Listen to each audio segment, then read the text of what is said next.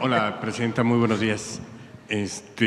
Yo quisiera preguntarle, insistir un poco sobre, ayer se dieron a conocer audios en torno a una supuesta reunión sostenida por el secretario de Marina con el contraalmirante Fernando Guerrero. Preguntarle si hay ya abierta alguna línea de investigación que dirija hacia el secretario. ¿Le han confirmado algo por parte de...? No, no hay líneas de investigación contra el secretario y está abierto toda una línea de investigación relacionada con el llamado huachicol fiscal o el contrabando de combustible.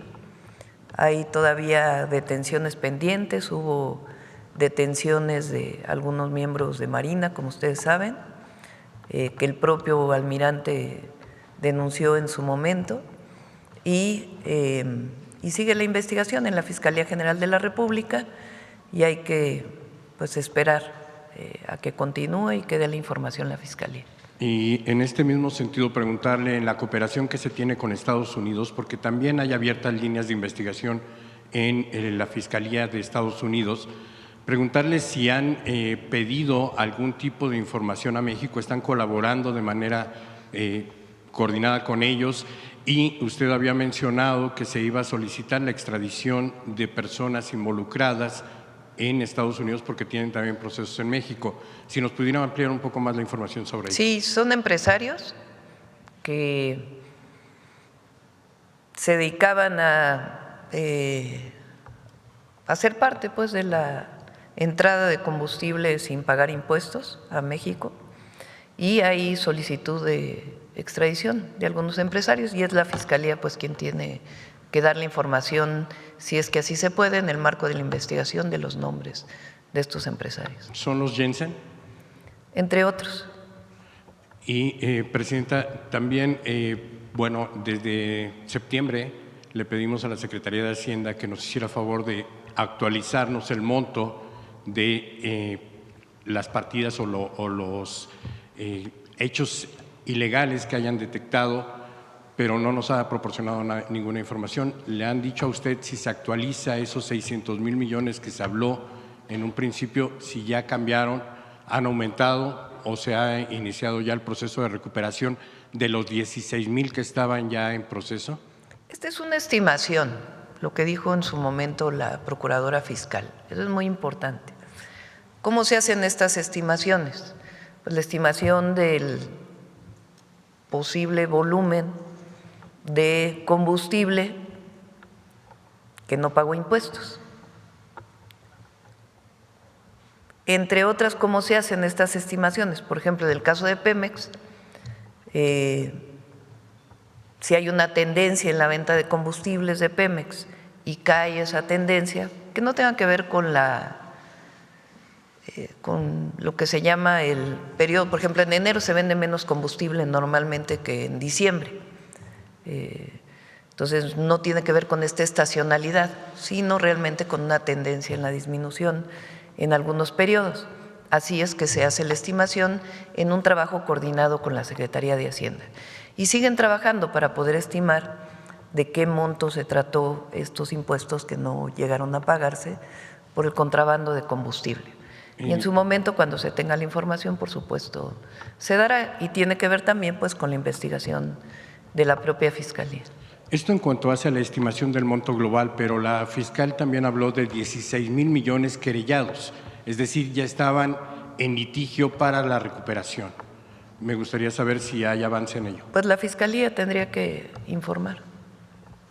¿Podría invitar a la Procuradora Fiscal a que nos diera esta información? Sí, en el momento en que esté la investigación ya cerrada y las gráficas de Pemex, que les he estado mencionando cómo ha venido aumentando la venta de combustibles de Pemex, incluso de los privados, lo cual muestra, y su pago de impuestos, lo cual muestra que hay una disminución sustantiva en el contrabando de combustible, además del trabajo permanente que se está haciendo de vigilancia. Entonces, con gusto, en el momento que se tenga toda la información, se da a conocer públicamente. Presidenta, en otro tema me gustaría preguntarle, hay ajustes que hacen los gobiernos en sus personal.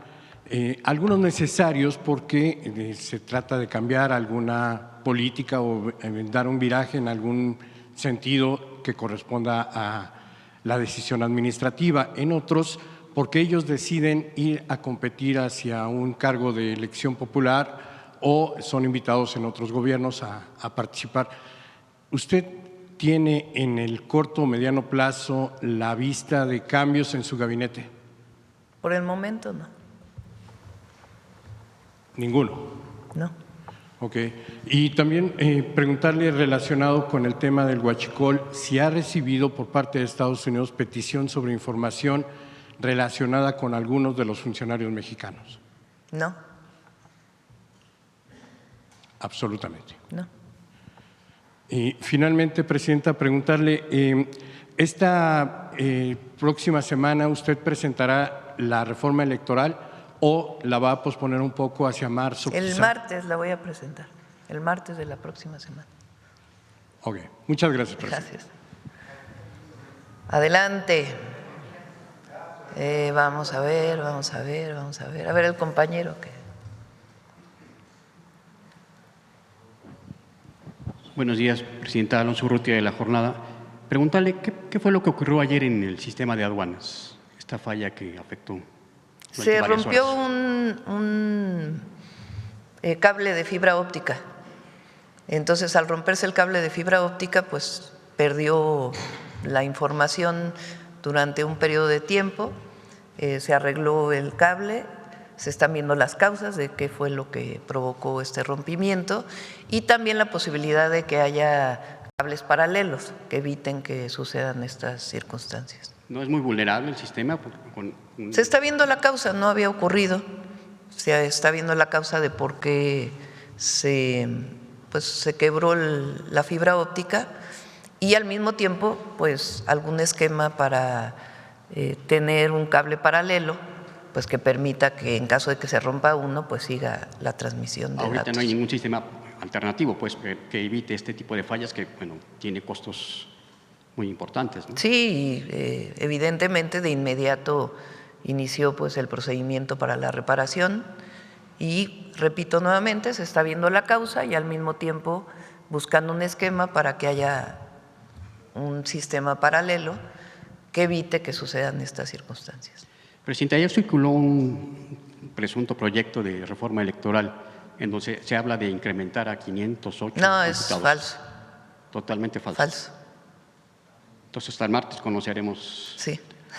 Presidente, sobre el cambio de presidente en Perú, ¿implicará algunas modificaciones en la Pues relación? vamos a esperar.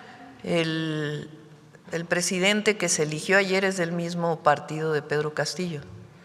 Entonces vamos a esperar a ver, pues una vez que tome posesión, si es factible pues restablecer las relaciones.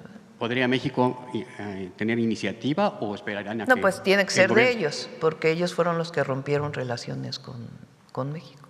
Y por cierto, el caso de Ecuador, ¿en qué va, presidente? El caso de Ecuador, pues Aquel litigio por están ahí. suspendidas las relaciones. Pero no me refiero hay… al litigio que presentó México por la invasión a la embajada mexicana. Es buena pregunta. Le pedimos a Relaciones Exteriores que pueda dar la información, ¿de acuerdo? Y finalmente, presidenta, ¿qué reporte le dieron de este caso de una menor intoxicada con fentanilo? Sí, estamos averiguando. Hoy estuvo la fiscal en el Gabinete de Seguridad. Le pedí al Gabinete de Seguridad que averiguaran bien, junto con Secretaría de Salud, si realmente fue fentanilo y también pues cómo es que llegó el fentanilo a los tamales, ¿no? El fentanilo es muy tóxico, muy venenoso, muy dañino. Entonces, con muy poquito puede causar incluso la muerte. Entonces, primero hay que averiguar si realmente fue fentanilo. Segundo, cómo llegó a este alimento. Y tercero, pues ya las investigaciones que tengan que proceder por el asunto. Entonces, hasta que no tengamos más información, esta información viene de Puebla, ellos la emitieron, Entonces, antes de nosotros confirmar, pues tiene que haber una investigación de la Fiscalía, acompañada pues evidentemente de sus peritos, junto con el Gabinete de Seguridad y en su caso Secretaría de Salud. ¿Qué reporte tienen ustedes de consumo de fentanilo en México entre los jóvenes? Es muy bajo. A ver si lo puedes poner de la encuesta. Se hizo una encuesta del Instituto Nacional de Salud Pública que tuvo una muestra representativa muy importante y da continuidad pues a un ejercicio que se había hecho hace ya algunos años. Entonces la presentó el doctor Kersenovich, una de las mañaneras. Aquí la presentamos ayer o antier, en el caso de una pregunta que se hizo por consumo de tabaco y alcohol. Y a ver si nos puedes pasar el consumo de fentanilo, que si mal no recuerdo en adolescentes ha disminuido. Eso significa que la campaña ha dado resultados.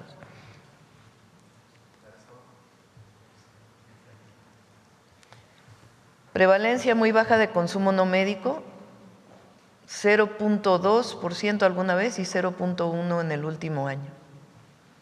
Y había uno entre, a ver si está aquí, entre la diferencia entre adolescentes y…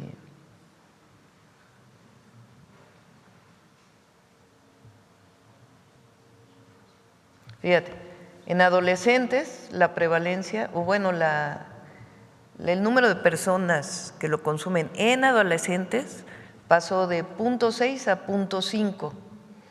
En adultos, bueno, es anfetamina, no necesariamente es fentanilo, perdón. ¿No viene fentanilo aparte? ¿No lo traen? Sí se hizo, lo presentamos aquí, pero es muy bajo comparado con Estados Unidos, por ejemplo, o Canadá incluso.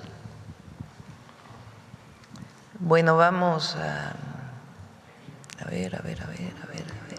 Ahora de este lado. A ver, Páramo. Gracias, presidenta. Si me permite, sería una pregunta para la subsecretaria Noemí. Se ha comentado que fue la revisión de los libros de texto lo que provocó el desencuentro con Max Arriaga. Entonces, si me pudiera explicar qué fue lo que se encontró en los libros de texto y cuál fue la petición que se hizo para modificar los contenidos. ¿Qué se necesita modificar en los libros? Ya la presidenta nos ha dicho que sí se tiene que perfeccionar, se tiene que actualizar, se tiene que actualizar básicamente. Si nos pudiese comentar, subsecretaria, detallar qué es lo que viene para los libros de texto. Sí, lo de las mujeres principalmente. Gracias. Con permiso, presidenta. Muy buenos días a todas y a todos. Como bien mencionan los funcionarios públicos, sobre todo quienes estamos en el ámbito de la educación, el interés superior de la infancia es nuestra prioridad y los libros de texto gratuito están dedicados a nuestras niñas, niños y adolescentes. En este caso se hizo durante todo el año 2025 pues un ejercicio con las propias infancias, visitando escuelas. La presidenta nos ha encomendado una tarea de territorio, estar asistiendo a las escuelas desde el preescolar hasta nivel secundaria en todas sus modalidades, asistir también, por ejemplo, a diversos encuentros de docentes, consejos técnicos escolares, las propias consultas con docentes, algunas encuestas, más lo que se trabaja dentro de la Dirección General de Desarrollo Curricular, más todas las recomendaciones, sugerencias que nos hacen distintas instancias, por ejemplo, Afroeduca, que es un colectivo de personas afromexicanas en nuestro país, que también pues hacen una consulta, es decir, se compilan tanto participaciones de docentes, participaciones de las infancias. Yo recorro mucho las escuelas, a las niñas, a los niños, hay que preguntarles qué queda de lo que tienen en sus libros, que les gustan, de qué se apropian. Muchas veces el tema de los libros de texto, hemos dicho que se estudia mucho desde lo que sale del libro, desde lo que sale del plan de estudios, pero ¿quién lo recibe?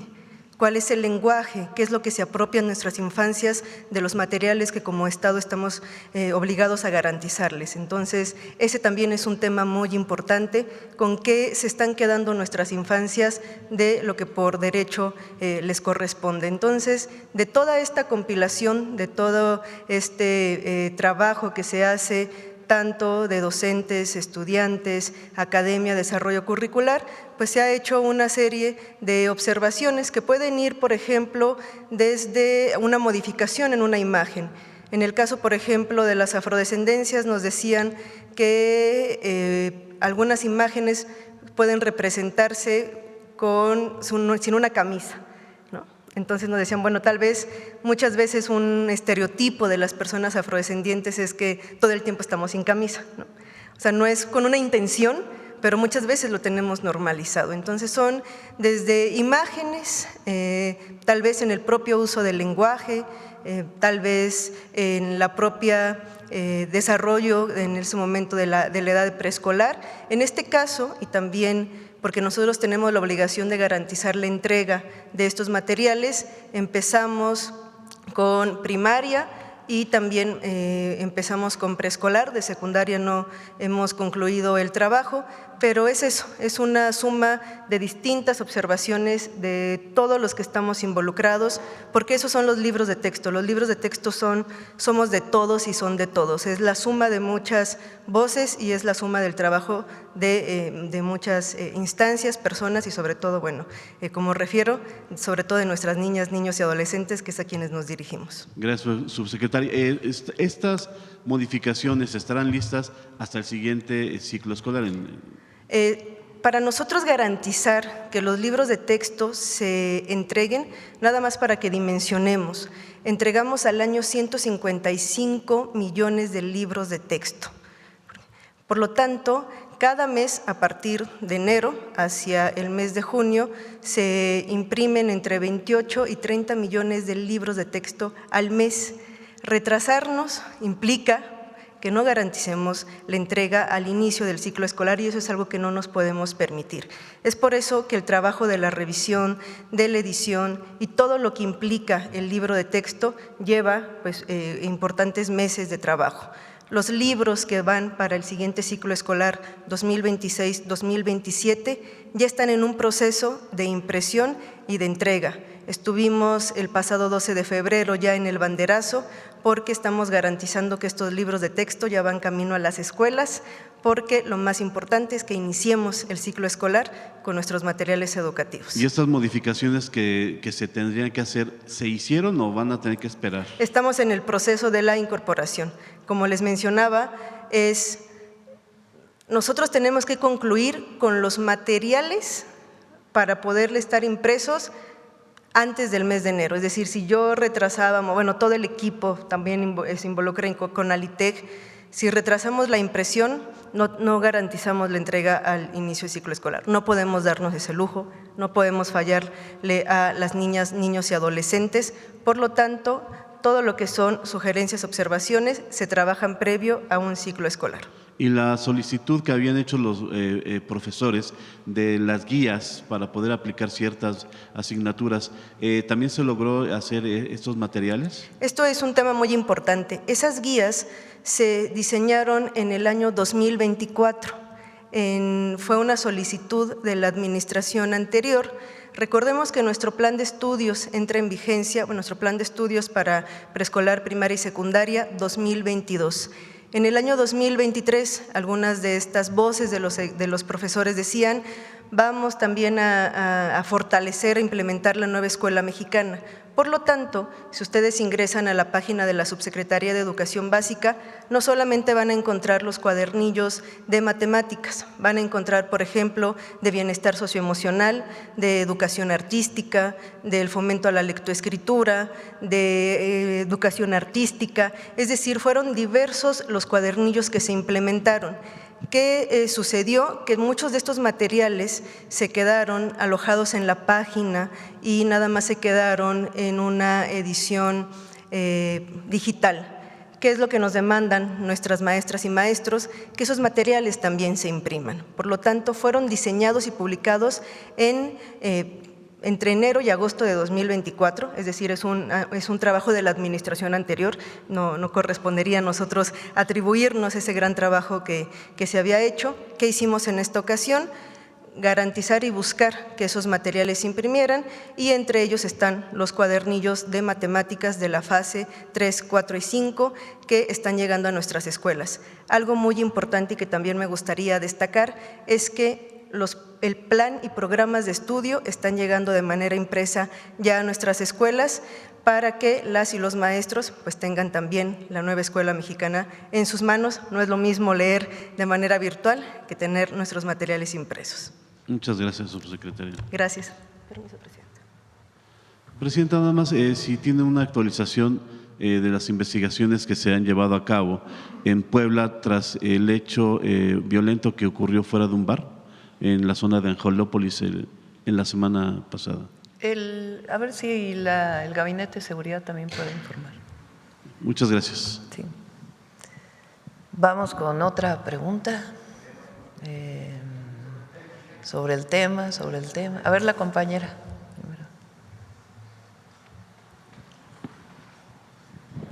Buenos días, Presidenta. Julia Bonilla, del periódico La Razón, y al mediodía con Javier Solórzano. Retomando el tema de la reforma electoral, ayer pues se reitera este escenario de que posiblemente, no se ha alcanzado aún el consenso. Ya usted comentaba que pues es un tema de los diputados, pero ya también usted adelantaba 4 bases o ejes principales de la reforma que estará presentando. Entonces, en este marco de la búsqueda de consensos, consultarle si estos 4 planteamientos son irreductibles para la negociación que estarían buscando Morena principalmente. Yo creo que hablamos la próxima semana, ¿no?, de la reforma electoral. Vamos a hablar la próxima semana. No tiene caso una reforma electoral totalmente desdibujada. O sea, hay temas que ha planteado la gente. Entonces, eso es lo que estamos planteando. Entonces, ya el martes, con gusto, platicamos todo lo que tiene que ver con reforma electoral. Y bueno, referente al tema electoral, vemos que Sergio Mayer pidió licencia para volver a participar en este reality y finalmente es una diputación que se está dejando, si bien la va a asumir su suplente, pero es una diputación que se está dejando en medio de esta discusión importante y las otras reformas. Saber si tiene algún comentario al respecto. Hay suplentes, ¿no? Sí. No implica ninguna inquietud que se esté abonando. Pues es un asunto de Morena en todo caso, ¿no? Pero hay suplentes. Cuando un diputado se va, pues está su suplente. Okay. Y retomando también el tema ahora de educativo, ya no hubo oportunidad ayer de preguntarle a la secretaria de Anticorrupción, pero mencionaba que se inician todas las investigaciones a partir de que se reciban oficios o haya quejas o pruebas. Se estuvo reportando a lo largo de estos días que ha habido denuncias de parte de extrabajadores o de trabajadores dentro de materiales educativos que acusan pues que se les pide dinero, entre otros asuntos. Falso. Entonces, no hay. Y además quiero, porque dicen, ¿cómo es que Marx Arriaga se le pidió que pudiera dejar su encargo? Son encargos. Y al mismo tiempo hay un reconocimiento. Pues sí, hay un reconocimiento a Marx Arriaga. Es un hombre con doctorado, culto, que hizo un gran trabajo al frente de los libros. Y todo nuestro reconocimiento a Marx Arriaga, todo. Entonces, toda esta crítica de la derecha ahora contra él, pues nada más que comparen currículums. El currículum de Marx Arriaga, sus publicaciones, su trabajo, con el de cualquiera de sus críticos. Nada más que a veces pues hay desencuentros internos y entonces se le orienta si quiere participar en otro espacio, él decide que no y finalmente pues ya no está en el cargo. Pero esta crítica ahora, a ver, nada más que le miren su currículum a Marx Arriaga. Y la nueva escuela mexicana no se va a modificar. Claro, como bien dice Noemí, pues hay enriquecimiento de los libros, que viene también de los propios maestros, de los propios estudiantes, pero no tiene ninguna contradicción. Entonces, ¿se concluyó una investigación a raíz de estas denuncias, quejas que presentaron? Es un algunos hombre trabajadores? honesto, Marx Arriaga. No hay nada que muestre lo contrario. Y bueno, a él cuando estaba dejando las oficinas, él mismo declaró que dejó firmadas 105 plazas para colaboradores dentro de la dirección. ¿Serán tomadas como válidas debido a que las firmó ya cuando Pues había vamos sido a ver, ya se destituido? revisará por parte de la nueva titular. Ok. Y nada más para precisar lo que ahorita comentaba la subsecretaria de las correcciones o este mejoramiento que será, entonces estarían listas para la impresión del ciclo escolar 2026-2027? No, sería hasta la siguiente. O sea, lo que 27, dice 28. Noemí es que hay algunos enriquecimientos, vamos a llamarle así, más que grandes modificaciones, a los libros y estarían listos, tienen que estar listos en enero del 27 para que entren a imprenta para poder entrar a septiembre del 27. Ok. Y por último, presidenta. O agosto, ¿cuándo se entra a la escuela? Septiembre, ¿verdad? Ok. Y por último, presidenta, hoy en La Razón publicamos que, bueno, de acuerdo con reportes que también se extraen de datos de Pemex, el tema del robo de hidrocarburo ha disminuido 10%. Sin embargo, se está observando un repunte en algunos estados como es Hidalgo y sobre todo lo que llama la atención es que está como migrando el tema del robo de hidrocarburos ya al sureste del país. ¿Está Consultando con migrando qué, perdón?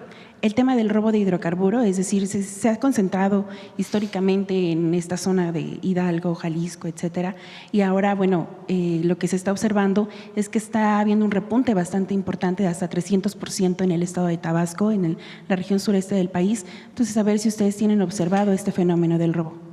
El tema del huachicol está disminuyendo y eso lo podemos ver en el incremento de las ventas con impuestos, digamos, en Pemex y en los privados. Y se sigue con las investigaciones y se sigue trabajando para los dos temas, para evitar cualquier entrada de combustible que no pague impuestos y también cualquier conexión ilegal a algún ducto de Pemex. ¿Estaría considerando algún reforzamiento en los operativos al sureste del país debido a esta migración del robo? Fíjense, a ver si te pueden mandar una fotografía de los camiones, las pipas que llevan ahora combustible, cómo tienen un QR. A ver, pero también la fotografía, a ver si te lo pueden enviar. Si ustedes van por las carreteras del país, pueden ver que los vehículos que llevan combustible ya tienen un QR como estos, grande. Ese QR lo da la Secretaría de Energía. ¿Qué tiene que tener ese QR en el momento que se lee con un teléfono celular para un guardia nacional, por ejemplo? Bueno, pues tiene que tener el origen y el destino del combustible. Y eso garantiza pues que es un combustible legal. Si no trae el QR, entonces se detiene al vehículo y se tiene que demostrar de dónde viene y a dónde va. Y algunas de las veces pues se llama a la fiscalía y se incauta el vehículo. Entonces, esto ha hecho que disminuya muchísimo pues el transporte de combustible ilegal, porque necesariamente tienen que tener esto que se llama trazabilidad, que es quién lo compró, quién lo está transportando y a dónde va. Y eso es un trabajo muy intenso que se hizo del SAT, Secretaría de Energía, aduanas y Pemex, en todo este trabajo de la Comisión Nacional de Energía. A inicio de esta semana, bueno, el reporte es particularmente sobre… A ver si tienen por ahí una fotografía de casualidad. Ajá. El reporte es particularmente sobre tomas clandestinas, es decir, estos pinchazos a los ductos, pero también preguntarle si habría o se está trabajando en algún operativo específico por los establecimientos, o sea, las gasolineras, con referencia a esta clausura que hubo esta semana en una estación formal, se supone en Puebla. Sí, hay revisiones a gasolineras por parte de ASEA, por parte de Profeco, y tienen que ver con un análisis de riesgo previo que se hace para alguna presunción de que la gasolinera está vendiendo combustible no legal. Gracias, presidente. Sí. ¿No tienes foto ahorita? Sí, a ver, sobre trenes. Buenos días, Presidenta. Hans Salazar, de Noticiero en Redes. Sobre el tema, Presidenta, preguntar esta gran red ya de ferrocarriles que resurgen en nuestro país y que ya están en plena construcción y avances como se han planteado, preguntar los polos de desarrollo, cómo vienen en conjunto al desarrollo también. Sabemos que, bueno, tiene que ver con el tema industrial, con la carga, con trenes de carga, pero ¿cómo pueden confluir? Porque también en los polos de desarrollo entiendo que podría haber más, ampliar la gente que pueda vivir cerca de ahí y pueda considerarse, si no que el tren pase por ahí, pero que sí haya una relación entre estas redes de ferroviarias con los polos de desarrollo. Esa sería una. Y también en esto mismo, otra pregunta. Entiendo que todo está privatizado en cuanto, desde el sexenio de Zedillo, el de carga, los trenes de carga. El gobierno federal no tiene ningún punto a considerar que retome algo al respecto de trenes de carga, o todo lo tendrá la parte privada como lo ha venido teniendo. Por ejemplo, el México-Pachuca, Ciudad de México-Pachuca, ahí donde estuvimos en la inauguración, bueno, el inicio de la construcción, justamente ahí en Hidalgo hay un polo de bienestar, que muy probablemente tenga una orientación a farmacéutica, porque ahí muy cerca hay desarrollos farmacéuticos y ya hay mucho interés. Y así en otras áreas en donde va el ferrocarril. En el caso del de carga, recuerden que el Maya de carga lo va a operar la Defensa Nacional a través del Tren Maya. El Tren Maya está operando, la empresa Tren Maya opera el tren de pasajeros y además va a operar el tren de carga. Y no sé si quieras mencionar algo más sobre los trenes de carga, Andrés.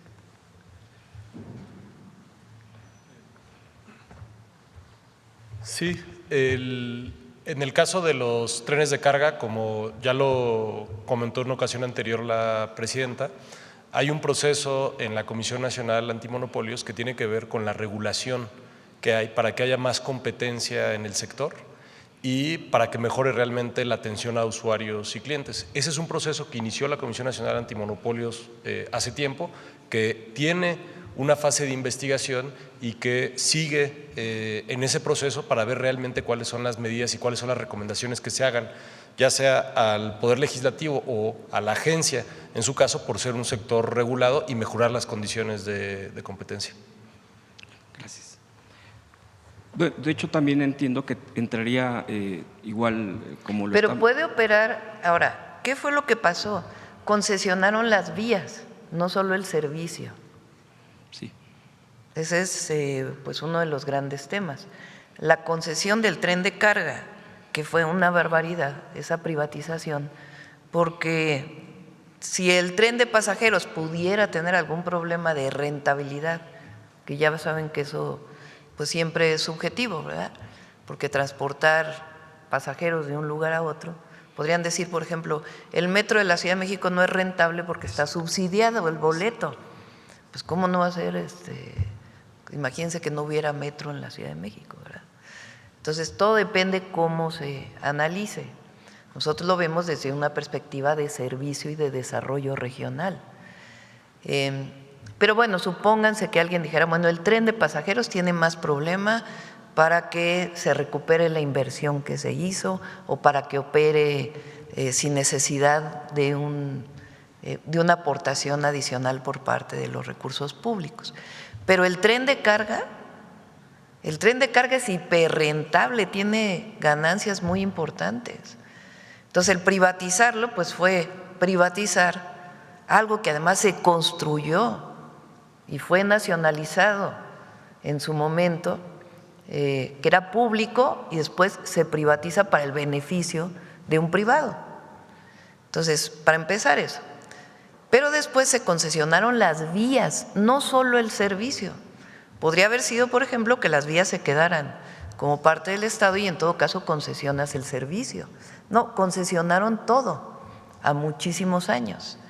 Entonces, el problema que tienes para que otro use esas vías, pues es que le tiene que pagar al que hoy tiene concesionadas las vías. Pero lo más complejo de todo es que concesionaron las vías, unas de un lado de la República, otros de otro lado de la República, y entonces el que pase un ferrocarril de un concesionario que tiene una vía concesionada a otra vía concesionada, pues tiene problemas. Entonces eso afecta el tránsito de mercancías en nuestro país. Y eso es lo que está revisando ya desde hace tiempo, cuando era la COFESE y ahora la Comisión Nacional Antimonopolios, para promover pues que sean mucho más competitivos los trenes de carga en nuestro país. Tren de carga es una de las formas más eficientes de transportar, si no es que la más eficiente de transportar mercancías. Imagínense ustedes que viene un barco cargado de contenedores. En un barco pueden llegar miles de contenedores. Y luego llegan al puerto y cuando se transporta en tractocamión, pues hay veces que es un contenedor por tractocamión, o cuando son dobles, pues son 2 contenedores por tractocamión. Entonces, si vienen 1000 contenedores y es un contenedor por tractocamión, pues se requieren 1000 camiones. En cambio, el tren pues lleva los contenedores y solamente es una locomotora que lo está jalando. Entonces, es muy eficiente.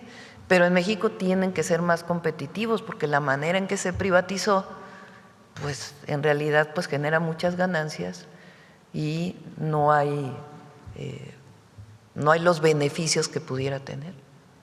Sí. Ahora, por eso el tren de Maya pues se decidió que fuera público. De hecho, es efectivamente un tema que ahora vemos y observamos y se puede detallar y se puede difundir a través de estas conferencias, porque cuando se privatizó ahí quedó, medio salió alguna información, pero no salió a más. Ahora nos damos cuenta ya como país todo lo que se ha hecho hacia lo privado, lo que se abandonó y las propias comunidades. Presidenta, en este punto que comenta usted, también es el tren de carga, igual es el manejo de la Marina en el interoceánico, así quedaría. El interoceánico también es público.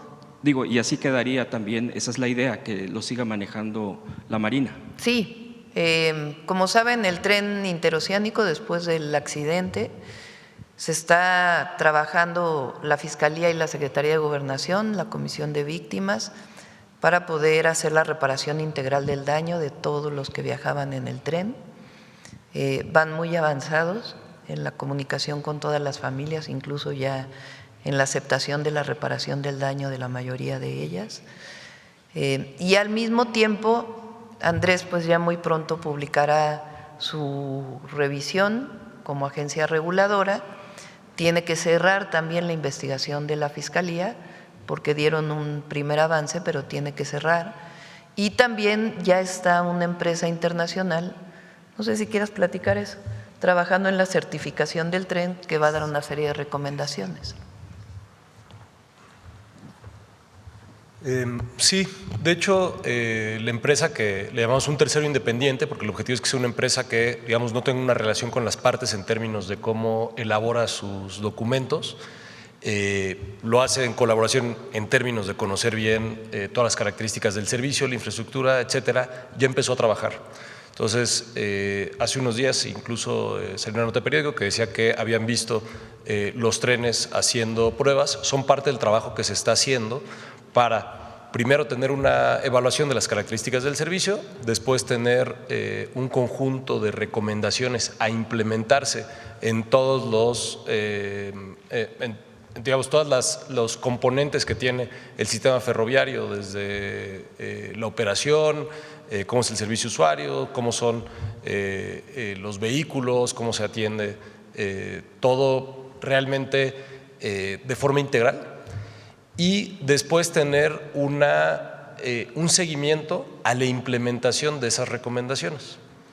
A partir de eso, la agencia ha estado participando precisamente y la clave será en ver cómo es la implementación de esas recomendaciones para decir, este es un sistema en donde se puede operar, se puede dar un servicio de calidad y no va a volver a suceder lo que sucedió, lamentablemente, ¿no? Entonces, se va a hacer el trabajo y cuando tengamos ya el conjunto de recomendaciones y el seguimiento de la implementación, con mucho gusto también lo informaremos. Muchas gracias. Es una empresa que se llama TÜV Rheinland. TÜV, a veces van a leer TÜV, lo digo, TÜV es el nombre de las empresas de verificación que se usan en Alemania. Entonces hay muchas que hacen este trabajo. En este caso es TÜV Rheinland, es alemana. Presidenta, y en la construcción de la manufactura de los trenes, ¿sí se contempla igual México, nuestro país, para esta creación? ¿O cómo sería Sí, un 70% al menos, el es porcentaje? 70, ¿no? 70% al menos de la producción de trenes es nacional, ¿no? Sí. 70%.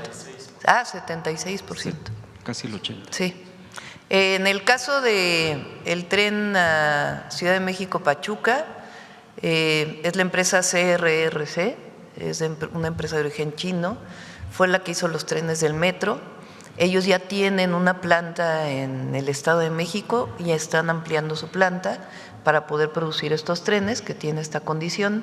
Y en el caso de Alstom, es la planta que tienen en Ciudad Sagún desde hace tiempo, que ellos ganaron la primera licitación de los trenes hacia el norte.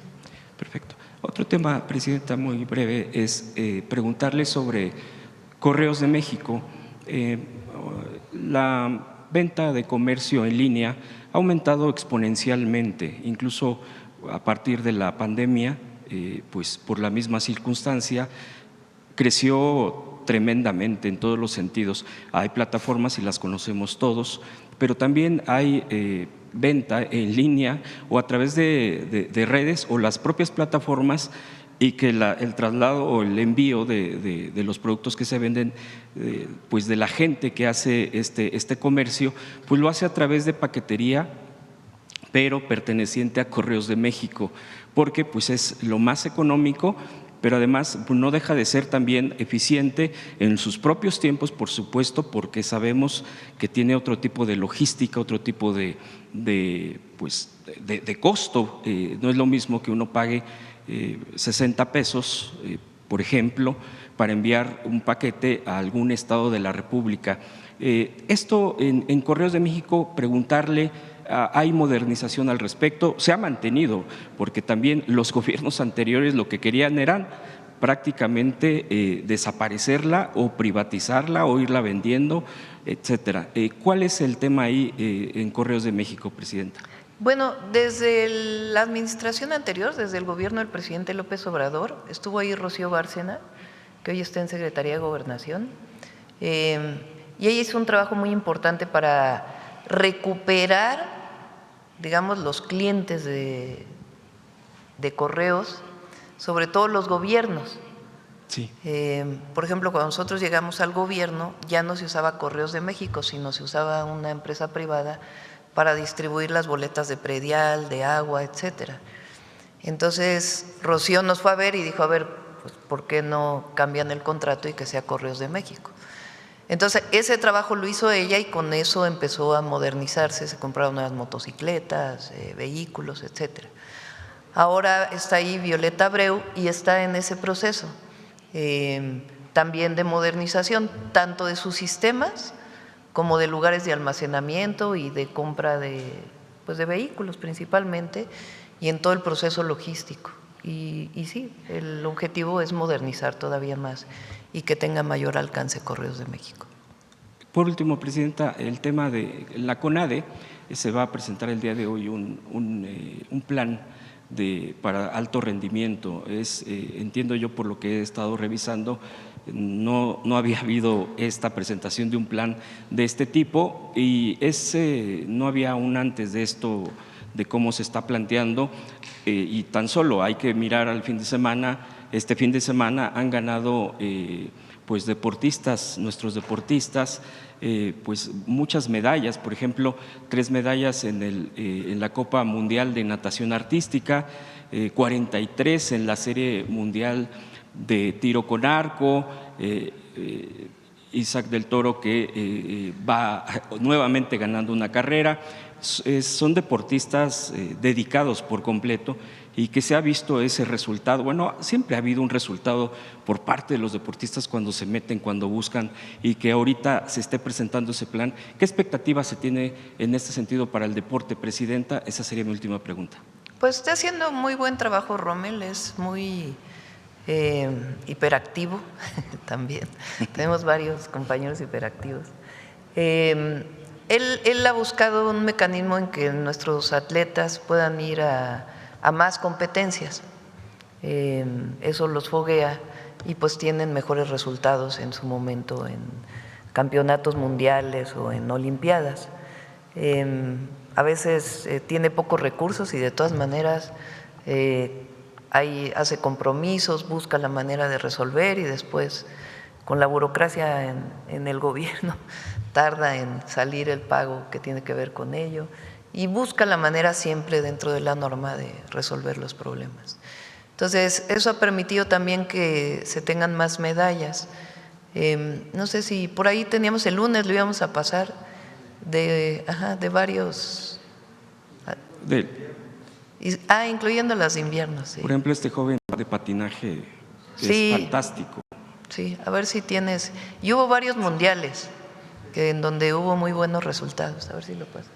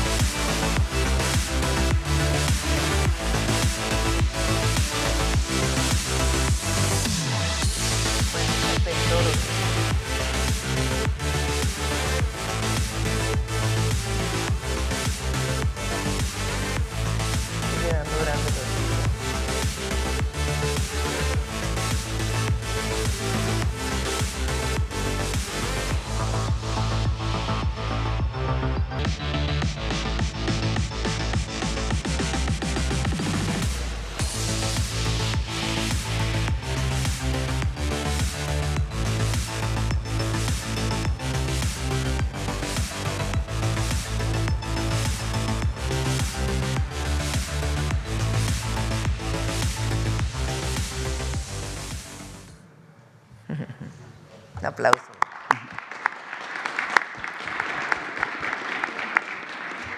Gracias, Presidenta. Gracias. Vamos a ver dónde… A ver aquí la compañera. La foto de la pipa que tiene el QR. Mire. Bueno, esa es la de Pemex. Pero hay unos que tienen incluso, ahí está, esos sellos más grandes. Entonces, un guardia nacional, fueron capacitados que están en carreteras, puede detener a uno de estos para poder ver su QR. O en caso de que no tengan el QR, pues también. Obviamente todo dentro del reglamento. ¿Las detenciones son aleatorias?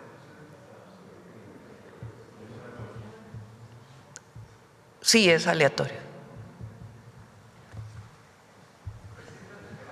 A ver, vamos. Gracias. Me había dado la palabra, Presidenta.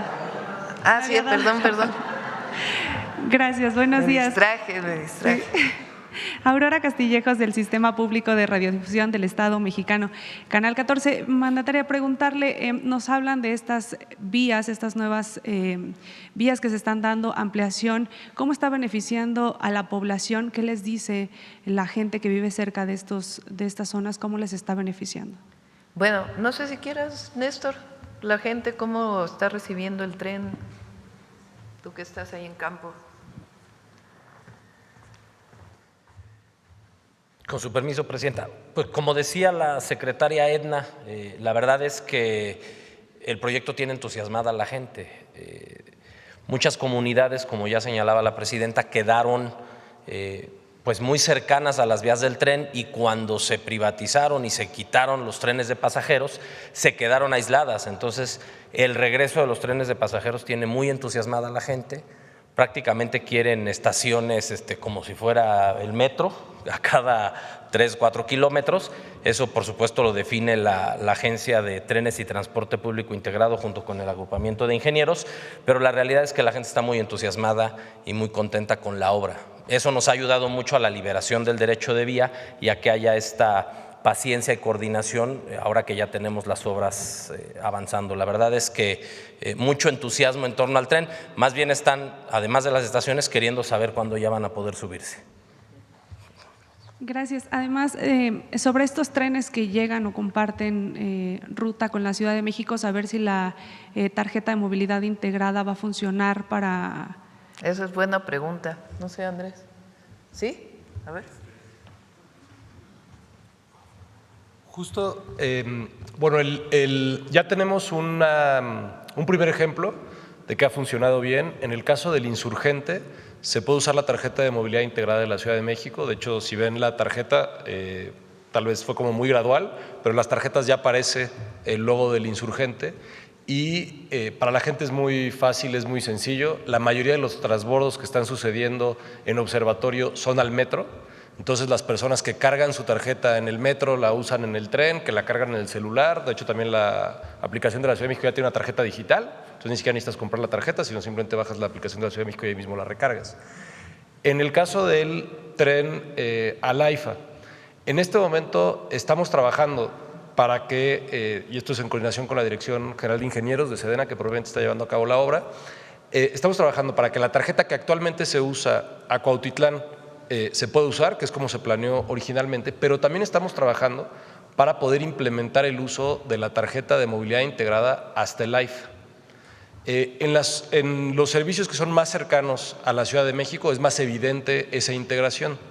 Sin embargo, en parte de la planeación que estamos haciendo para el resto del sistema, lo que queremos hacer es trabajar con los servicios de transporte públicos de distintas ciudades para ver cuál es la factibilidad de hacer alguna integración, precisamente por lo que comentaba en la presentación, de que muchos de los servicios van a ser intensos, sobre todo en zonas metropolitanas donde se hace conexión a transporte público. Entonces, al menos lo que sabemos que ya se pudo hacer en la Ciudad de México con el Insurgente, sabemos que se puede hacer al AIFA y probablemente a Pachuca, que es la misma línea, y con ese modelo es lo que queremos trabajar en las grandes ciudades donde crucen los trenes. Bien, ahora no solo las grandes ciudades, nos hablaban también de estas consultas con los pueblos indígenas, a ver cómo se efectúan y cuáles son las peticiones que se tienen o cómo se llevan a cabo. Se realizan con una metodología específica que está determinada por el Instituto de Pueblos Indígenas. Entonces, en caso de que haya una comunidad indígena, un pueblo indígena, llega el INPI y con ellos se trabaja para que ellos realicen la consulta en coordinación con el equipo que esté en territorio. Gracias. Finalmente, preguntarle, ayer recibió a la directora de Standard & Poor's, nos explicaba que era para hablar sobre los retos de la inteligencia artificial y en economía, saber qué se concluyó, si nos pueden dar un poco más. Pues fue una plática, no es que hubiera algún acuerdo o algo en específico. Pues son personas muy, aparte pues del trabajo que desarrollan en su propia empresa, pues tienen mucho conocimiento de lo que pasa en la economía mundial. Y hoy, como ustedes saben, la inteligencia artificial requiere pues estos grandes centros de datos, que se están poniendo muchos de ellos en Estados Unidos. Entonces fue alguno de los temas de conversación, estos centros de datos que almacenan y procesan información muy rápida, pues usan mucha energía. Entonces, ahí donde se pone un centro de datos, pues tiene que haber la garantía de que hay generación eléctrica. A México obviamente le interesa tener algunos centros de datos. Todo pues depende también de las características del uso de agua, porque también usan agua, y de la disponibilidad de energía. Entonces fue alguno de los temas que se hablaron. Nos habló de computadoras cuánticas que se están desarrollando por algunas empresas. En fin, fue ese tema de lo que ella ve a nivel internacional que se está desarrollando en términos tecnológicos y cómo México se puede insertar pues en ese proceso. Gracias, buen día, presidente. Gracias. Vamos para acá a ver al compañero. Ahora nos vamos a ir temprano. El compañero acá atrás. Vamos a ir temprano porque vamos hasta Puebla, al Día del Ejército. Abel Cuapa, de Puebla, precisamente, presidenta. Preguntarle algunos temas sobre ahí en el Congreso del Estado, ahí en la Comisión Inspectora del Congreso, están nuevamente evaluando regresar el fuero a los diputados. ¿Regresar qué, perdón? El fuero.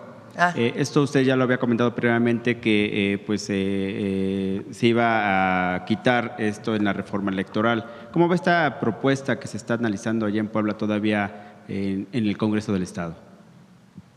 ¿Cómo la veo yo? Sí, exacto, sí. Bueno, pues tienen que definir ellos, ¿no? ¿Qué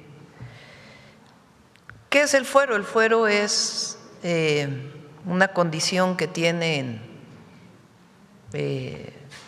principalmente diputados y senadores para que no pueda juzgárseles por algún delito mientras son diputados o senadores. Esto pues viene desde hace mucho tiempo. El presidente antes tenía fuero, ahora ya no tiene. El presidente López Obrador quitó el fuero y hay un esquema específico de cómo un presidente o una presidenta pueden ser imputados o juzgados. Ahora, eso no quiere decir que no haya investigaciones a un diputado o un senador. No se le puede detener mientras tenga fuero, pero se les pueden hacer imputaciones. Y en el momento que pierde el fuero, porque ya no es diputado o senador, pues puede ser procesado.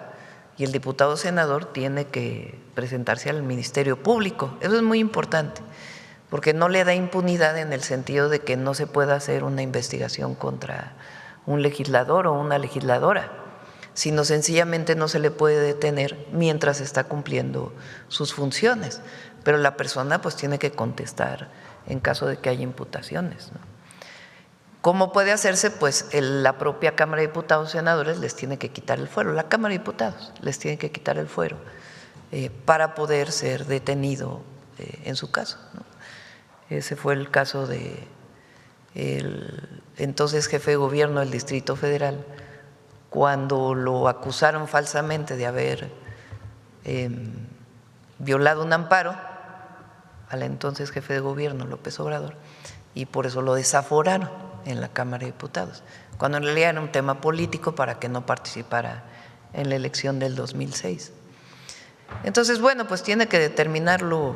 Yo creo que todas las mexicanas y mexicanos somos iguales y no necesariamente tendrían por qué tener fuero, ¿verdad?, diputadas y diputados. Pero sí es importante que se sepa que aunque tengan fuero, se les puede imputar algún delito. No se les puede detener a menos que le quiten el fuero o cuando deje de ser diputado, ¿verdad?, si el proceso sigue. Gracias, presidenta. Y ya en un segundo tema, también algo local en Puebla. Hay un tema en la Fiscalía General del Estado sobre presuntos actos de corrupción y extorsión y abusos de gente cercana a la fiscal, Damis Pastor. Hoy esa gente cercana ya ha salido de la instancia de la Fiscalía por estos tipos de temas. Sin embargo, siguen quejas en contra del papel, el actuar de la Fiscalía allá en Puebla. Desde su perspectiva, ¿qué recomendación o qué evaluación le daría al gobierno de Puebla y a la propia Fiscalía, si bien son instancias separadas, cuál tendría que ser el papel de la fiscal en Puebla?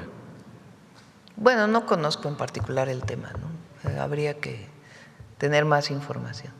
Y solo insistir en esto de los cambios que ya he platicado sobre, ya dijo que no hay cambios en corto o a largo plazo en su gabinete. ¿Cómo se evalúa desde su perspectiva el papel que está haciendo el exgobernador de Puebla ahora aquí en la Federación? Muy bien, Migración? trabaja muy bien Sergio Salomón. Está haciendo un trabajo muy bueno ahí al frente del instituto. Estamos por enviar una iniciativa para hacer un cambio en el Instituto Nacional de Migración. Él no la propuso porque tiene muchas funciones diversas y la idea es poder garantizar todas sus funciones y también evidentemente la protección a las y los migrantes en nuestro país. Entonces estamos por enviar una iniciativa que tiene que ver con una modificación al instituto, incluso se llamaría Instituto de Movilidad Humana, porque ya migración ya es pues un nombre que ya no necesariamente se usa, en realidad es movilidad de una persona de un lugar a otro. Gracias, Presidenta. Sí. Cerramos. Vamos con Mujeres en la Historia. Sí, ¿ocurrió destrucción? Ya están organizando funerales para 7 personas que resultaron difuntas. Revisamos el tema. Yo pensé que preguntabas de 2 navíos que fueron interceptados y fue incautada droga por parte de la Secretaría de Marina. Ayer y antes de ayer y ayer, cerca de 7 toneladas de cocaína. Sobre el otro tema, obviamente es ¿por quiénes fueron destruidas? Pues se le está preguntando en el chat a la Embajada de Estados Unidos qué información tienen ellos al respecto. Lo revisamos. Lo que informaron en gabinete, esto no lo informaron en gabinete, lo que informaron en gabinete fue de estos 2 navíos que algunos estaban en aguas internacionales y en comunicación con las agencias del gobierno de Estados Unidos se informó y fue Secretaría de Marina quien actuó.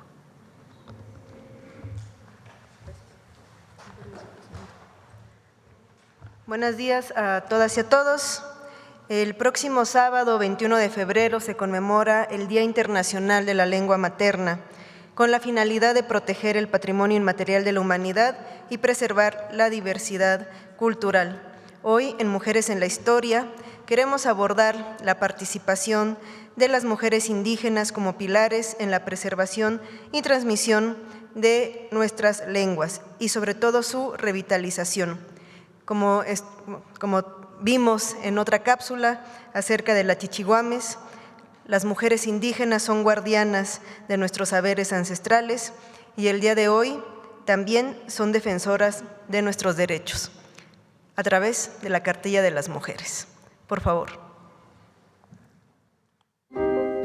A lo largo de la historia, las grandes revoluciones y transformaciones en México y en el mundo no avanzaron únicamente con discursos o levantamientos. Avanzaron cuando las ideas llegaron a las conciencias de los pueblos. Los folletos, los manifiestos y la prensa popular fueron herramientas fundamentales para que los pueblos comprendieran sus derechos, discutieran sus condiciones de vida y se organizaran para cambiarlas. No eran textos decorativos, eran instrumentos para abrir conversaciones y disputar el sentido común de su época. Hoy, en 2026, la Cartilla de los Derechos de las Mujeres en México se enmarca en esa tradición. En un momento de transformación para el país que no quiere que ninguna mujer ni niña se quede fuera. El 7 de marzo de 2025, la presidenta Claudia Sheinbaum presentó esta cartilla con la convicción de que el reconocimiento de los derechos es el primer paso para ejercerlos y defenderlos entre todas. Desde entonces, se han repartido 27 millones de cartillas en todo el país. Esas 27 millones de entregas son también 27 millones de conversaciones, de mujeres con otras mujeres, de mujeres con sus parejas, hijos, hijas y nietos, e incluso discusiones entre hombres sobre por qué, en pleno 2026, es importante que hablemos de los derechos de las mujeres. La Cartilla de los Derechos de las Mujeres enlaza las experiencias de quienes no pudieron ejercer sus derechos, de quienes hoy finalmente pueden nombrarlos y de quienes mañana seguirán exigiéndolos. La cartilla no está dirigida únicamente a las mujeres. Es también un llamado a los hombres de este país para asumir su papel en la construcción de una sociedad más justa. Y es, al mismo tiempo, un recordatorio para las instituciones públicas de que la justicia y el acceso a los derechos no se decretan, sino que se materializan con acciones, presupuestos e instituciones al servicio del pueblo. La Cartilla de Derechos de las Mujeres ha llegado a escuelas, clínicas y espacios comunitarios, así como a través del despliegue territorial de los programas sociales. Se ha distribuido de manera física y digital.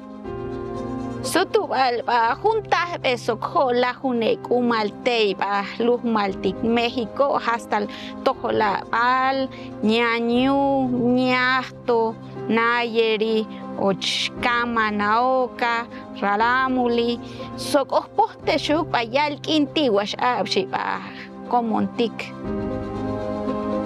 Monegi cualiol paquis walemis campaquinex derecho a guichadi Kahuchuka axnita an ay. Yache hiatna jahaskas achi. Makitle panitakan panichnanko. Lantepi rabai, hadapetsi, rayatsedi, ma. Yan epi haran fadi nishi. Upa talil acabet kunsik medios digitales. Chehia diari meshueche o meshue mawasnola. Lerecho chaan maan achelanchel. Amatanahuatil, mahinsiwat wel motatol tenesti wano toquetes no chiyingway altepet. Chehia nandiana chach indo tire os oeti. La jujun uchvir calincuenta neyaltala. Derecho que la jogan befi nedin juti cuanto. Miukenche chobuk elol yikot koyuntiel.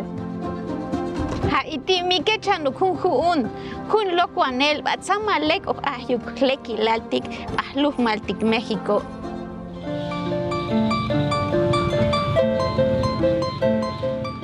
Visita cartilladerechosdelasmujeres.gov.mx. Descarga la cartilla y conoce sus versiones en lenguas indígenas nacionales. Que este próximo 21 de febrero, Día Internacional de la Lengua Materna, también sea una oportunidad para que todas las mujeres conozcamos, difundamos y hagamos valer nuestros derechos. Agradecemos a la Secretaría de las Mujeres, por supuesto, quienes compartieron con nosotros los insumos gráficos para la edición de esta cápsula y, por supuesto, la vamos a difundir en todas nuestras escuelas. Ya llegaron a nuestras escuelas secundarias y vamos a continuar difundiendo esta cartilla de los derechos de las mujeres. Muchas gracias.